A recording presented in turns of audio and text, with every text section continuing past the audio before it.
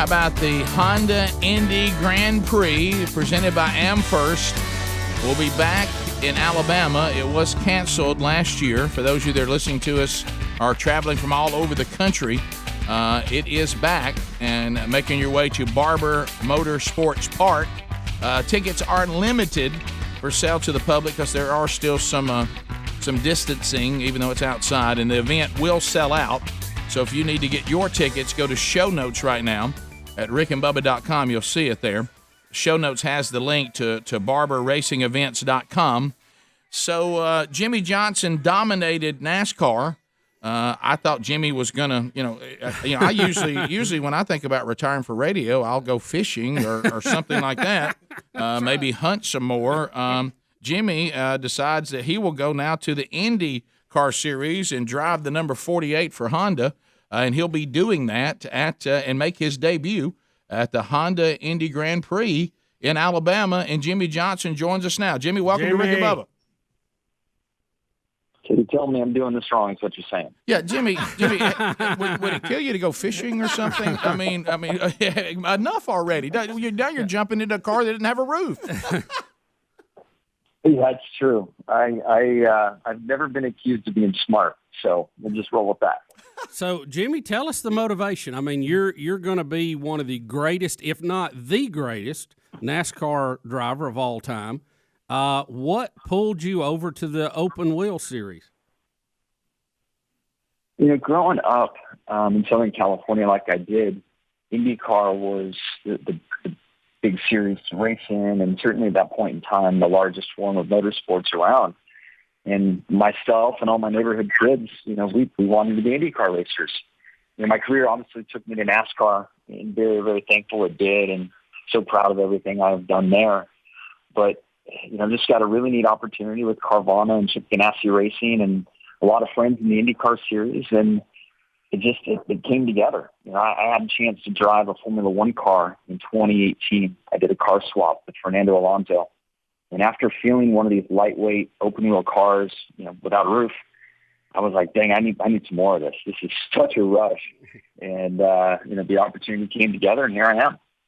So let me ask you this. You're going to do a part-time schedule. What does that look like? I will do all the road and street course races and will not do the 4 ovals that are scheduled. Okay. So you prefer? Is it a preference, or is that all this is about? No, well, I would say that the courage required and the risk needed on the ovals is something I just want to work my way into at this point in my life. These guys at 250 open wheels, they are some brave individuals, and I just don't know if I need to be doing that right now. And we'll see after a year of running the street and road course races how I feel. But I'm going to leave that up to my good friend Tony Kanaan. He's going to fill in for me and take over the 48 car on the 4 oval races for me.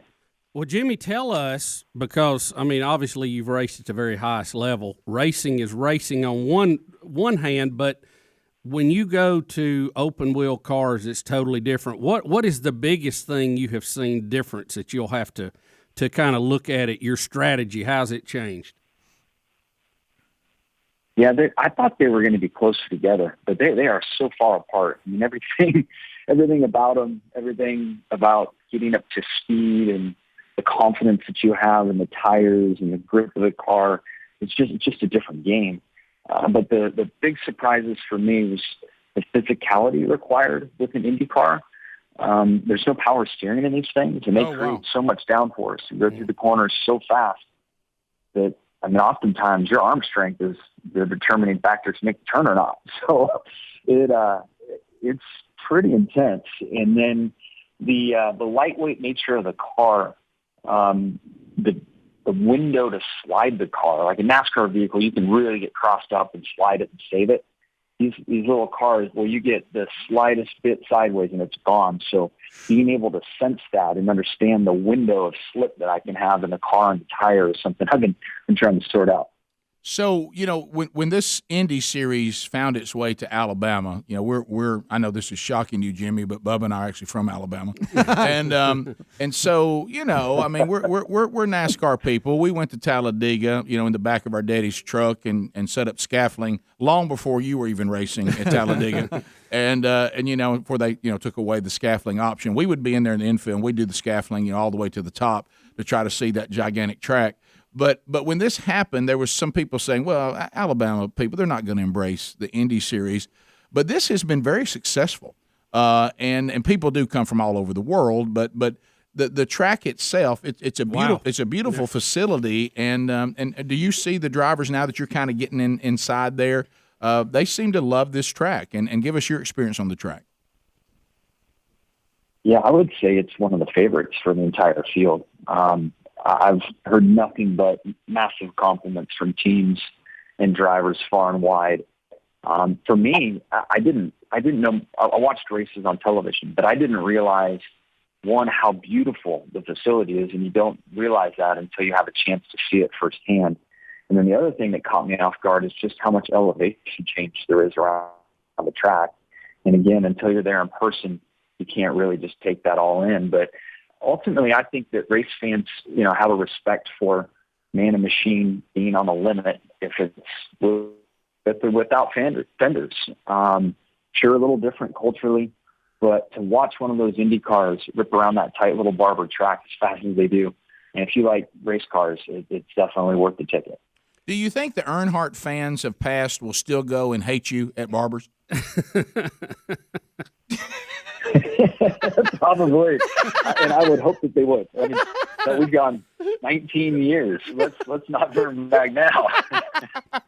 Yeah, we can see his head in there now. Well, we can really straight. Look at him. That's great. So that facility, not only a great racetrack, but it's used for a lot of other things. I was out there for a boat show. The whole facility is just unbelievable, and people come here and they're amazed. Yeah, and that motorcycle museum, unbelievable. Yeah, yeah. Is that the next thing Jimmy's going to do? Is do a motorcycle race? Please tell me that's not. What else is out there, Jimmy? You want to check the box? I started on two wheels. Did you really? Did you really? Wow. I started racing motocross. I did. I didn't know that. Well, that's a piece of That's why I feel like I'm safer since I've put a roll cage around me. Yeah. I just have a feeling. I'm just trying to picture that day that you went to your wife and said, "Now I'm going to leave NASCAR, but I'm going to go over here in the open wheels." You cut a deal about the ovals, didn't you? You said, "I only do the road courses. I won't do the ovals." You're a smart man. I knew it. Exactly how I sold. And then I was like, babe, it's only like 13 races. I mean, it's no big deal. And then the workload has set in, and more engineers means more work. And she's like, I thought you were tight. You're busier now than you. Yeah, she was planning on you cutting the grass more. We know that. Jimmie Johnson, thanks for being with us. Thanks, and Jimmy. Have a great time in Alabama. We appreciate it, buddy. Rick and Bubba, Rick and Bubba.